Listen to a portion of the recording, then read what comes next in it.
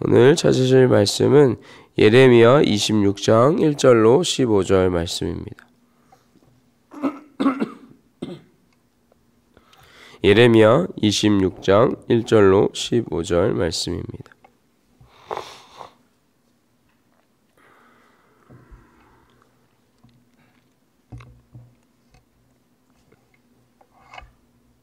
예레미야 26장 1절로 15절 말씀입니다.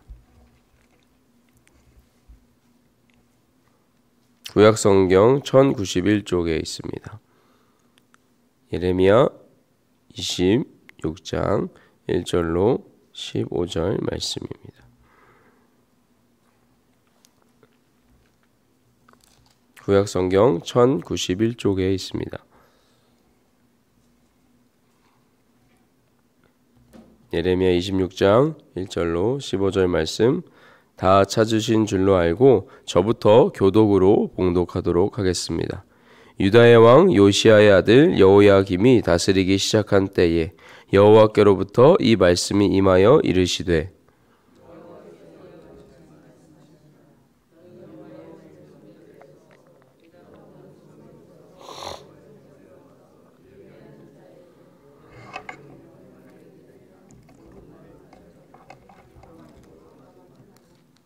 그들이 듣고 혹시 각각 그 악한 길에서 돌아오리라. 그리하면 내가 그들의 악행으로 말미암아 그들에게 재앙을 내리려 하던 뜻을 돌이키리라.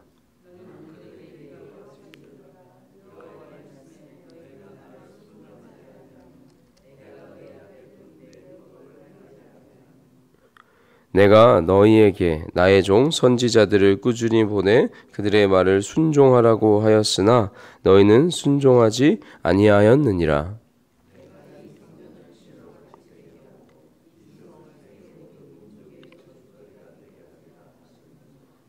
예레미야가 여호와의 성전에서 이 말을 하매 제사장들과 선지자들과 모든 백성이 듣더라.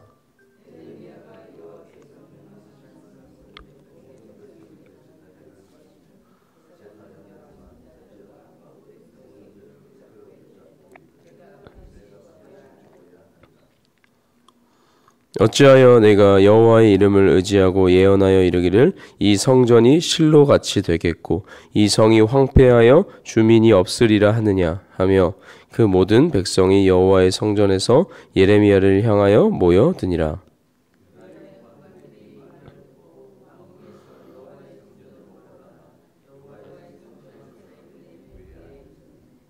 제사장들과 선지자들이 고관들과 모든 백성에게 말하여 이르되 이 사람은 죽는 것이 합당하니 너희 귀로 들음같이 이 성에 관하여 예언하였음이라.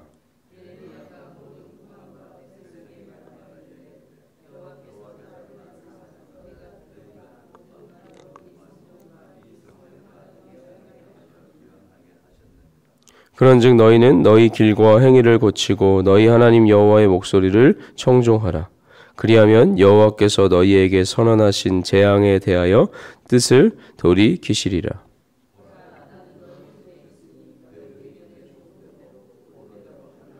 다 함께 너희는 분명히 알아라. 너희가 나를 죽이면 반드시 무죄한 피를 너희 몸과 이 성과 이 성 주민에게 돌리는 것이니라. 이는 여호와께서 진실로 나를 보내사 이 모든 말을 너희 귀에 말하게 하셨음이라. 아멘. 할렐루야. 할렐루야. 7월의 첫 번째 새벽 예배에 나오신 여러분을 환영하고 축복합니다. 오늘부터 우리는 예레미야 말씀을 가지고 말씀 묵상을 시작하게 됩니다. 그래서 오늘은 말씀을 나누며 묵상을 하기 전에 우리가 예레미야서에 대해서 알아야 할 몇 가지 이야기들을 함께 나누려고 합니다. 예레미야 선지자가 사역을 시작한 요시야 13년은 남왕국 유다가 멸망을 향해 치닫던 가장 혼란한 시기였습니다. 예레미야의 사역 기간은 다른 선지자들에 비해 길었는데 그 기간이 40년 이상이었습니다. 이 기간 동안 유다라는 나라는 반복되는 외국, 외세의 침략으로 국력이 쇠퇴했고 이전에 찾아보기 힘들었던 재앙과 혼란을 백성들은 겪고 있었습니다. 그렇게 유다 백성들은 여호와 하나님이 여전히 자신들과 함께하고 계시다라는 유다 백성들의 그 믿음이 흔들려 가고 있었습니다. 바로 이러한 시기에 예레미야는 유다의 멸망을 예언했습니다. 그 이유는 국력이 약해져서가 아니라, 또는 외세가 강해져서가 아니라, 혹은 하나님이 그들과 함께 하시지 않았기 때문이 아니라 바로 자신들, 바로 유다의 죄악 때문에 멸망할 것이다 라고 예언합니다. 이스라엘 백성들은 여전히 다윗 언약과 성전을 굳게 믿으며 자신들의 삶으로는 하나님을 저버렸으면서도 이 두 가지, 다윗 언약과 성전에 대한 잘못된 해석과 잘못된 믿음 때문에 자신들이 어떻게 살든 하나님이 자신들을 지켜주실 것이며 언젠가는 다시 강하게 다시 회복시켜 주실 것이다 라고 굳게 믿고 있었습니다. 예레미야 선지자는 바로 이들의 이러한 잘못된 믿음, 이것을 지탱해 주던 이 두 가지 기둥, 유다에 세우신 다윗 왕조가 영원할 것이다 라는 다윗 언약을 자기들 마음대로 해석한 것과 하나님의 성전이 우리 가운데에 있다면, 우리 눈에 보인다면, 우리가 거기서 예배를 드릴 수 있다면 우리는 망하지 않을 것이다 라는 이 두 가지 잘못된 믿음, 이 두 가지 잘못된 기둥을 때려 부수며 유다의 멸망을 예언했습니다. 당연히 자신들의 믿음을 지탱해 주던 그 기둥을 부정하고 부수려 하는 예레미야를 백성들은 싫어하고 핍박했습니다. 그를 죽이려까지 했습니다. 그의 메시지를 외면하고 부정했습니다. 그러나 예레미야 선지자가 이러한 메시지를 선포할 때 자신과는 아무런 상관이 없는 것처럼 선포한 선지자는 아니었습니다. 그는 자기 자신도 멸망할 성읍 한가운데에 살며 백성의 슬픔과 고통을 고스란히 함께 짊어지고 느끼며 메시지를 선포했습니다. 바로 오늘 우리가 읽은 본문 말씀도 예레미야 선지자가 그렇게 유다 백성들을 향해 선포한 메시지를 담고 있는 본문입니다. 오늘 본문은 특별히 시 형식의 1인칭으로 쓰여지고 있던 예레미야서의 전반부에 해당하는 25장까지의 내용이 끝난 후 예레미야 선지자가 겪는 고난을 마치 어떠한 목격자가 기록한 듯 담고 있는 후반부가 시작되는 26장의 내용입니다.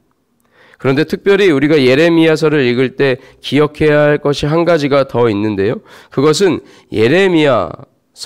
예레미야라는 이 성경이 대체로 시간 순서대로 기록되어 있지만 갑자기 시간을 거꾸로 돌아갔다가 거슬러 올라갔다가 다시 시간순으로, 그러다가 다시 시간을 거슬러 갔다가 다시 시간순으로 이게 번갈아 가며 기록하고 있는 부분이 있다라는 것입니다. 그런 부분이 이 예레미야서에 몇 군데가 있는데 바로 오늘 우리가 읽은 이 26장 본문도 그러한 본문입니다. 그래서 오늘 본문인 26장 바로 직전 25장보다 26장 본문이 4년 정도를 거슬러 올라간 시기를 기록하고 있다라고 성경은 밝히고 있습니다. 그래서 오늘 26장의 내용은 예레미야 7장에 기록된 예레미야 선지자의 성전 설교와 동일한 상황 속에서 기록되고 있는 내용입니다. 그래서 이 두 본문을 같이 보아야 하는데 이 두 본문에서 예레미야 선지자가 전하는 메시지의 내용은 무엇인가? 여호와께 돌아가야 한다라는 것입니다. 그렇지 않으면 하나님께서 심판하실 것이다라는 경고를 담고 있습니다. 멸망케 하실 것이다라는 심판의 메시지를 담고 있습니다. 근데 예레미야 선지자의 여호와께 돌아가야 한다라는 메시지의 뜻은 무엇이었을까요? 그것은 하나님의 진리, 하나님의 공의, 하나님의 정의가 유다 백성들의 삶 가운데에 회복되고 실현돼야 된다라는 것이었습니다. 삶으로 하나님께 돌아가야 된다라는 메시지였습니다. 그러나 유다 백성들은 듣지 않습니다. 왜요? 방금 말씀드렸다시피 그들에게 성전이 있었기 때문입니다. 눈에 보이는 성전이 있었고 눈에 보이는 어떤 예배를 드릴 수 있었기 때문에 그렇다면 하나님이 자신들을 버리시지 않을 것이고 자신들을 끝내 다시 강해지게 다시 회복시켜 주실 것이다 라고 굳게 믿고 있었기 때문입니다. 하나님의 정의와 공의를 삶 속에서 행하라고 하나님의 선지자는 외치고 있지만 유다 백성들은 그들의 삶은 어떻든 눈에 보이는 성전에서 눈에 보이는 제사를 행하면 그만이다라고 생각하며 외면하고 있는 것이었습니다. 이 본문과 동일한 상황을 기록하고 있다라고 말씀드린 7장의 전 내용, 4장과 6장의 내용을 보면 예레미야 선지자가 이 메시지를 선포한 배경이 얼마나 절망적이고 절박했는지를 알 수 있습니다.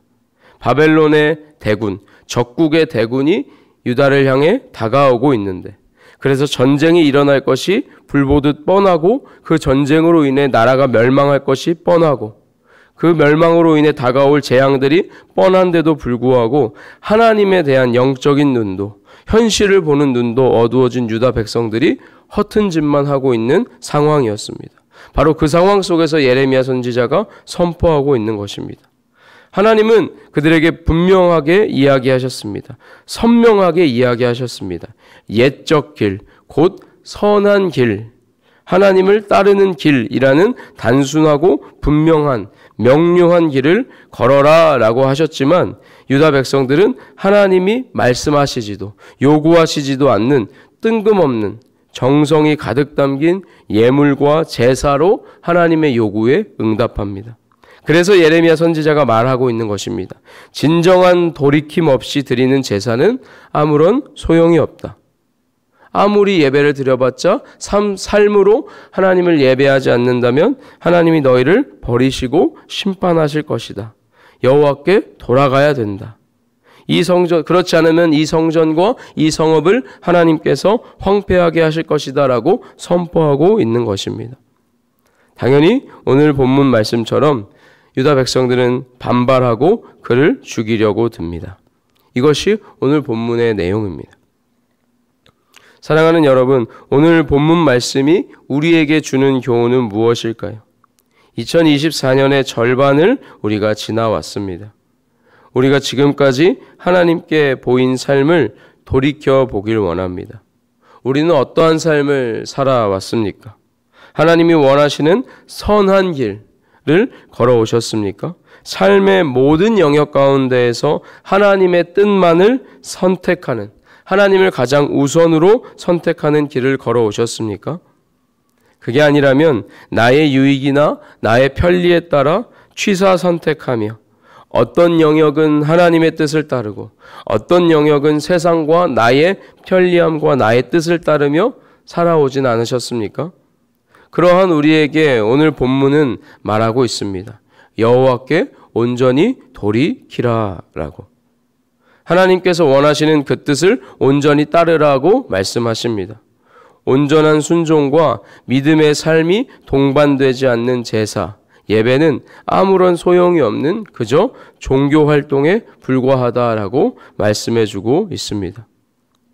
새롭게 시작되는 한 주와 또 새롭게 시작되는 24년의 절반을 온전한 믿음을 가지고 온전한 순종으로 우리의 모든 삶을 주님이 기뻐 받으시는 제사로 예배로 올려드리는 우리 낮은숲교회 성도님들과 제가 되기를 소망합니다. 우리 기도하겠습니다. 하나님 아버지 감사합니다. 이 시간 이 예배 가운데에 우리를 말씀 앞에 서게 하시고 말씀을 듣게 하심에 감사합니다. 오늘 말씀처럼 주님, 우리가 주님께 온전히 돌이키길 원합니다. 주님께 온전히 우리의 삶으로 주님을 예배하고 주님을 섬기길 원하오니 주님 우리와 함께하여 주시고 우리에게 능력 더하여 주시옵소서. 날마다 말씀으로 교훈하여 주시고 주님과 더욱더 가까이 갈 수 있도록 함께하여 주시옵소서. 주님, 우리 낮은숲교회 성도님들과 우리 교회에 함께 하시고 우리가 온전히 주님을 사랑하고 주님 보시기에 합당한 교회와 성도님들 될 수 있도록 우리에게 믿음 더하여 주시고 함께 하여 주시옵소서. 예수님의 이름으로 기도드렸습니다.